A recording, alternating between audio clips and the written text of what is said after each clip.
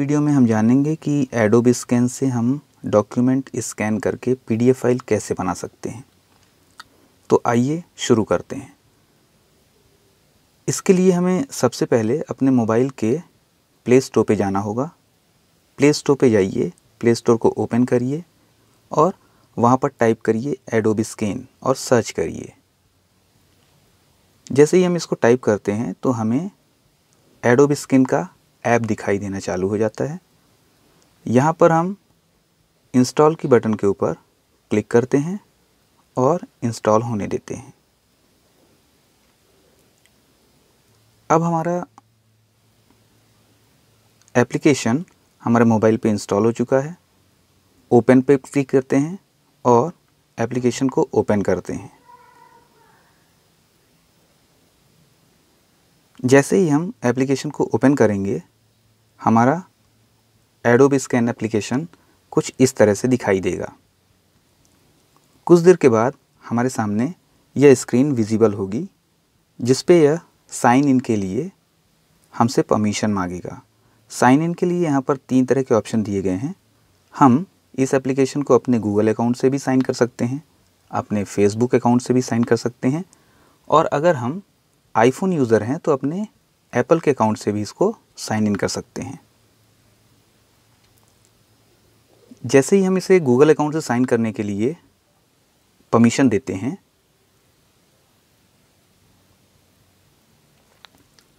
तो कुछ इस तरह की स्क्रीन विजिबल होती है और यहाँ पर हमारी जो भी ईमेल आईडी रहती है, यहाँ पर लिखा हुआ है click on your mail ID, यहाँ हमारी अपनी ईमेल आईडी दिखाई देने लगती है। उसके ऊपर जैसे ही हम क्लिक करेंगे, वो हमारी ईमेल आईडी से साइन इन होने लगेगा। साइन इन होने के बाद में कुछ इस तरह का स्क्रीन हमारे सामने विजिबल होगी, जिस पे हमारी ईमेल आईडी डिस्प्ले होगी और ये हमारी डेट ऑफ बर्थ की यहाँ पर जानकारी मांगेगा। इस जानकारी को जैसे ही हम फिल करेंगे, हमारा नेक्स्ट स्क्रीन कुछ इस तरह से दिखाई देगी। लेट्स गो में क्लिक करने के बाद हमारे सामने हमारा स्कैनर ओपन हो जाएगा। ओपन होने के पहले एडोब स्कैन कुछ परमिशन मांगेगा, उसको अलाउ कर दीजिए। अलाउ करने के बाद में हमारे सामने कुछ इस तरह की स्क्रीन विजिबल हो जाएगी। इस स्क्रीन में अगर हम नीचे यहाँ पर ध्यान दें तो कई तरह के हमको ऑप्शन दिखाई देते हैं। ये अलग अलग तरह के डॉक्यूमेंट को स्कैन करने के लिए यहाँ पर फ्लेक्सिबिलिटी प्रोवाइड करता है। अगर हम बात करें सबसे पहले ऑप्शन जिसमें वाइट बोर्ड लिखा हुआ है, तो अगर हम वाइट बोर्ड में स्कैन करना चाहते हैं तो कुछ इस तरह का हमें स्क्रीन दिखाई देगी। इस पे जब हम क्लिक करेंगे तो सेंटर वाइट बोर्ड का ऑप्शन आने लगेगा और वाइट बोर्ड मोड में हमारा स्कैनर स्कैन करने चालू कर देगा।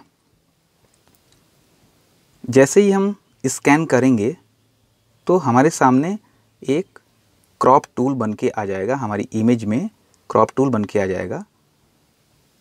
इसका मतलब है कि हम इस इमेज को रिसाइज कर सकते हैं, अपने हिसाब से क्रॉप कर सकते हैं। जितना पोर्शन हमें स्कैन करना है हम उसको सेलेक्ट कर सकते हैं। नेक्स्ट जो हमारा ऑप्शन है वो है फॉर्म। अगर हम किसी भी फॉर्म को स्कैन करना चाहते हैं तो यहाँ पर इस तरह के मैसेज प्रदर्शित होते हैं, जिस पे लिखा है after saving your scan you will be able to fill and sign the form in Adobe Acrobat. Okay पे करिए, अपना फॉर्म स्कैन करिए। इसके बाद अगर हम यहाँ पर देखें तो एक ऑप्शन है बिजनेस कार्ड। अगर हम इस मोड में स्कैन करते हैं, स्कैन करने के लिए यहाँ ध्यान देना, स्कैन करने के लिए हमें ये बटन दबानी पड़ेगी। कोई भी डॉक्यूमेंट अगर स्कैन करना है तो ये बटन दबानी पड़ेगी। तो अगर हम इस मोड में स्कैन करते हैं तो after saving your scan you will be able to save the information to your contact. इस बेस में यहाँ पर स्कैनिंग चालू हो जाती है। सबसे जो इसका महत्वपूर्ण पोर्शन है वो है डॉक्यूमेंट की स्कैनिंग करना। तो हम अगर डॉक्यूमेंट की किसी स्कैन करना चाहते हैं तो इस मोड में स्कैनर को लेकर आएंगे और फिर उसके बाद में उसकी स्कैनिंग चालू करेंगे। स्कैन करने के लिए जैसा मैंने अभी बताया था, हमें इस वाले पोर्शन, इस बटन का यूज़ करना रहता है। जब हम किसी भी डॉक्यूमेंट को स्कैन करते हैं तो एडोब स्कैनर उस डॉक्यूमेंट को ऑटो सर्च करने लगता है और स्कैनिंग करने की कोशिश करता है। अगर हम ऑटो सर्च करते समय हमें पहले से ही मालूम है कि हमको कितना डॉक्यूमेंट, कौन सा डॉक्यूमेंट हमें कौन सा पेज स्कैन करना है, अगर हम चाहते हैं कि हम उसको स्कैन करें तो हम डायरेक्ट अपने डॉक्यूमेंट को फोकस करने के बाद में स्कैन की बटन दबा देते हैं तो हमारा डॉक्यूमेंट की पिक्चर खींच जाती है और स्कैन हो जाता है। तो हमें ज़्यादातर जो काम रहता है वो डॉक्यूमेंट स्कैनिंग का ही रहता है, इसलिए इस पोर्शन को हम ज़्यादा फोकस करते हुए ज़्यादा विस्तार से जानते हैं। अगर हमें कोई भी डॉक्यूमेंट स्कैन करना है, मैंने यहाँ पर डॉक्यूमेंट के लिए कुछ ABCD करके मैंने लिख के रखा हुआ है जिससे आपको समझ में आए कि किस तरीके से हमें अपना डॉक्यूमेंट स्कैन करना है। जैसे ही मैं ए डॉक्यूमेंट जिसके ऊपर नंबर 1 लिखा हुआ है उसे स्कैन करता हूँ तो कुछ इस तरह की स्क्रीन हमारे सामने विजिबल हो जाती है और क्रॉप टूल का ऑप्शन हमारे सामने दिखाई देने लगता है। इस क्रॉप टूल को यूज़ करके हम उस पोर्शन को सेलेक्ट करते हैं जितना पोर्शन हमें स्कैन करना है, क्योंकि जब हम फ़ोटो खींच रहे होते हैं तो वो पोर्शन भी फ़ोटो पे आ जाता है जो हमारे काम का नहीं है या स्कैन करने के लिए उसकी ज़रूरत नहीं है। तो हम क्रॉप टूल का यूज़ करके उसको रिसाइज़ और रीप्लान कर लेते हैं। सपोज़ करिए मैंने यहाँ पर इतने पोर्शन को केवल स्कैन करना है, इसलिए उतना पोर्शन मैंने क्रॉप करने के लिए सेलेक्ट करके रखा है। अब यहाँ पर जो कंटिन्यू की बटन है, मैं उस कंटिन्यू की बटन को क्लिक करूँगा। जैसे ही क्लिक करूँगा तो नेक्स्ट स्कैनिंग पे हमारा स्कैनर चला जाएगा। अब सपोज़ करिए कि अगला जो डॉक्यूमेंट है मुझे बी डॉक्यूमेंट स्कैन करना है जिसके ऊपर 2 लिखा हुआ है। अब मैं उसको स्कैन करूँगा। जब मैं बी डॉक्यूमेंट को स्कैन करने के लिए स्कैनर की बटन दबाता हूँ तो फिर से मेरे सामने ऐसा ही एक क्रॉप टूल बना हुआ इमेज प्रदर्शित होने लगता है। फिर से मैं इसे रिसाइज़ करता हूँ, रीप्लान करता हूँ और कंटिन्यू की बटन दबाता हूँ। इसके बाद मैं तीसरा डॉक्यूमेंट सी उसको स्कैन करूँगा, फिर चौथा डॉक्यूमेंट डी उसको स्कैन करूँगा और उसको रिसाइज़ रीप्लान करके कंटिन्यू क्लिक करता जाऊँगा। जब मेरे सभी डॉक्यूमेंट स्कैन हो जाएंगे जितने मुझे स्कैन करना है तो मैं यहाँ देख रहा हूँ इस कॉर्नर पे मुझे मेरे 4 डॉक्यूमेंट ABCD चारों डॉक्यूमेंट यहाँ दिखाई देने लगे हैं। इन चारों डॉक्यूमेंट को एक साथ देखने के लिए मैं इसी के ऊपर क्लिक करूँगा। जैसे ही मैं इसके ऊपर क्लिक करता हूँ तो कुछ इस तरह की स्क्रीन विजिबल हो जाती है। इस स्क्रीन पे मैं नीचे कई ऑप्शन देख रहा हूँ। ये ऑप्शन हमारे स्कैन डॉक्यूमेंट को, स्कैन पिक्चर्स को सही तरीके से एडजस्ट करने के लिए इन ऑप्शंस का यूज़ किया जाता है। तो अगर हम ना भी चाहें तो इनका उपयोग ना भी करें, लेकिन अगर हमें कहीं ऐसी ज़रूरत पड़ती है कि हमारा जो स्कैन डॉक्यूमेंट है वो ज़्यादा क्लियर आए और ज़्यादा सिस्टमेटिक रहे तो हमें इन ऑप्शन का यूज़ करना पड़ता है। यहाँ पर जब मैं अपने डॉक्यूमेंट देख रहा हूँ तो जब मैं इनको स्लाइड करता हूँ तो मुझे जितने भी पेजेस हैं सब पेजेस यहाँ पर हमें दिखाई देने चालू हो जाते हैं। तो नीचे जिन मैं ऑप्शंस की बात कर रहा था वहाँ से सबसे पहला जो ऑप्शन है वो है रीऑर्डर करना। रीऑर्डर का मतलब होता है जो हमारे पेजेस हैं जिनको हमने स्कैन करके रखा है वो सही क्रम में है कि नहीं है। मतलब पहला पेज पहले नंबर पे है, दूसरा पेज दूसरे नंबर पे है, तीसरा पेज तीसरे नंबर पे है, ऐसा करके वो सही क्रम पे है कि नहीं है। अगर हमें ऐसा लगता है देखने पर कि हमारे जो पेजेस हैं वो सही क्रम पे नहीं हैं तो हम इसको इसी ऑप्शन से रीऑर्डर कर सकते हैं। मतलब अगर मैं ये चाहता हूँ कि C वाला पेज B की जगह पे चला जाए और B वाला C की जगह पे आ जाए, तो इसे रीऑर्डर करने के लिए मैं B वाले पेज को टच करूँगा, होल्ड करके रखूँगा और उसको C वाली पोजीशन पे लेकर आ जाऊँगा।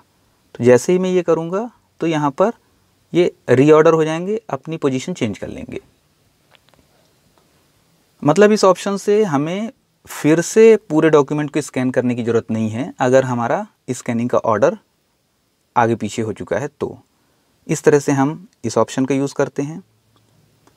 दूसरा ऑप्शन जो रहता है वो एडजस्ट बॉर्डर का रहता है। जैसा हमने शुरुआत में क्रॉप करके, रिसाइज़ करके, रीप्लान किया हुआ था हमारी फ़ोटो को, पिक्चर को, अगर हम चाहते हैं कि उसमें फिर से कोई भी चेंजेस कर दें, फिर से कोई ऐसा पोर्शन जो हमारे स्कैन डॉक्यूमेंट में दिखाई नहीं दे रहा है, तो हम उसको फिर से उसका बॉर्डर एडजस्ट कर सकते हैं। उसका जो प्लानिंग है, उसकी जो लिमिट है, उसको बढ़ा घटा सकते हैं। नेक्स्ट ऑप्शन आता है रोटेट करने का। अगर हम देखते हैं कि हमारी जो पिक्चर है वो उस अलाइनमेंट में नहीं है जिस अलाइनमेंट में हम उसको स्कैन करके अपने डॉक्यूमेंट में स्टोर करना चाहते हैं, तो हम रोटेट ऑप्शन का यूज़ कर सकते हैं। नीचे हमें यहाँ पर रोटेट ऑप्शन दिखाई दे रहा है, इसका हम उपयोग कर सकते हैं और इसे अपने हिसाब से, जैसा भी हमारी रिक्वायरमेंट रहती है उसी हिसाब से हम इसको अलाइन कर सकते हैं। नेक्स्ट ऑप्शन आता है कलर का। कलर का जो ऑप्शन है वो इमेज की जो शेड है उसको चेंज करने में हमारी मदद करता है। किस तरीके से हम उसकी क्लियरिटी, विजिबिलिटी को चेंज कर सकते हैं, साफ़ सुथरी इमेज को प्रदर्शित कर सकते हैं, इसलिए होता है। अगर इसकी ज़रूरत महसूस होती है तो बिल्कुल करना चाहिए और नहीं ज़रूरत महसूस है तो नहीं करना चाहिए। इसके बाद में यहाँ एक नया ऑप्शन नीचे मिलता है क्लीनअप का। क्लीनअप का ऑप्शन का यूज़ हम इसलिए करते हैं कि हमारी जो पिक्चर है, अगर उसमें कहीं भी शेडिंग आ गई है, अगर कहीं भी कुछ परछाई टाइप की है या कुछ भी ऐसी चीज़ है जो हम नहीं चाहते हैं, अनवांटेड वहाँ पर ऐसी इमेजेस वगैरह या शैडो वगैरह आ रही हैं जो हम नहीं चाहते हैं, तो उसके लिए हम इस ऑप्शन का यूज़ करके उनको वहाँ से हटा सकते हैं।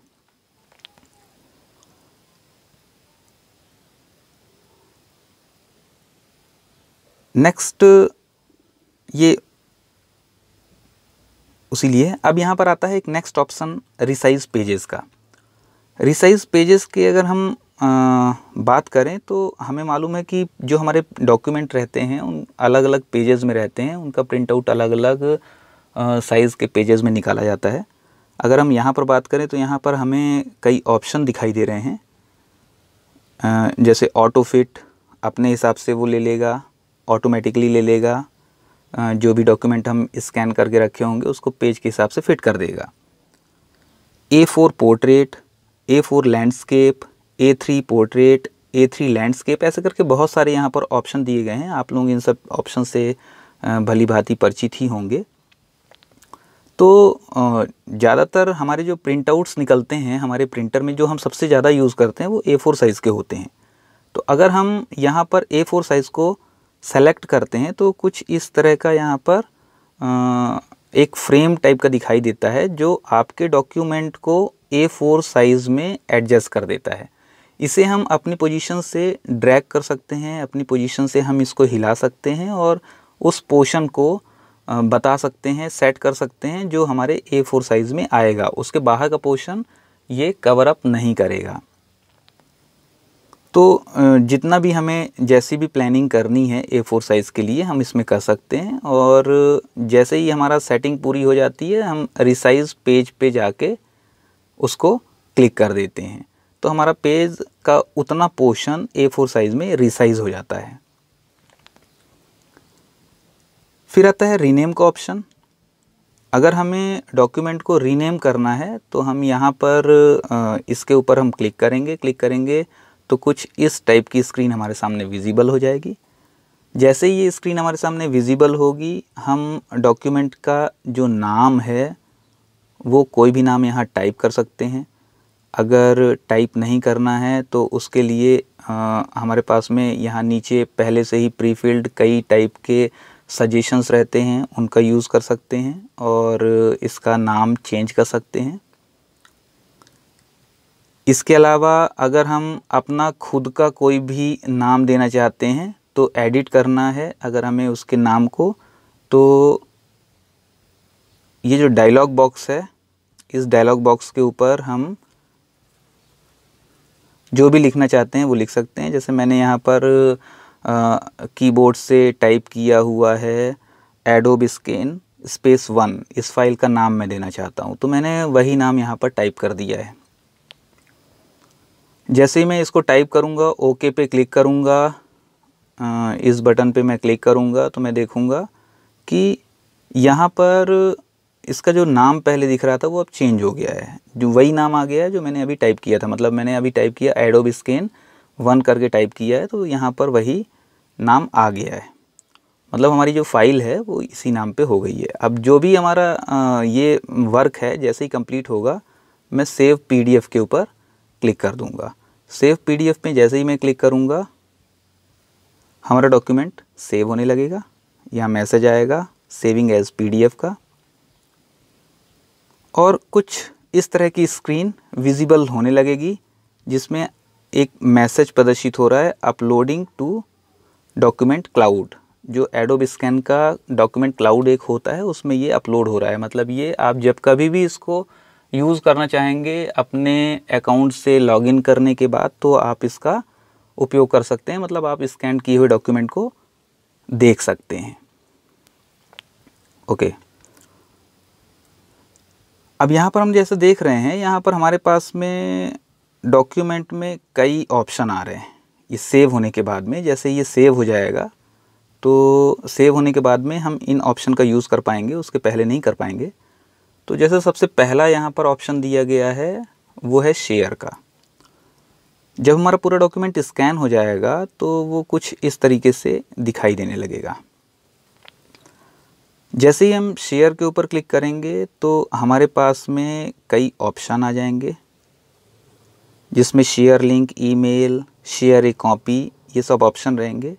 जब मैं इसका शेयर ए कॉपी वाला ऑप्शन में क्लिक करता हूँ तो इस तरह का कुछ स्क्रीन विजिबल होगी। इस स्क्रीन में अगर मैं इसको व्हाट्सएप में शेयर करता हूँ तो मैं व्हाट्सएप के ऊपर क्लिक कर दूँगा। जिस किसी भी व्हाट्सएप पर्सन के साथ मैं कॉन्टैक्ट के साथ में शेयर करना चाहता हूँ उसको मैं ये कर सकता हूँ।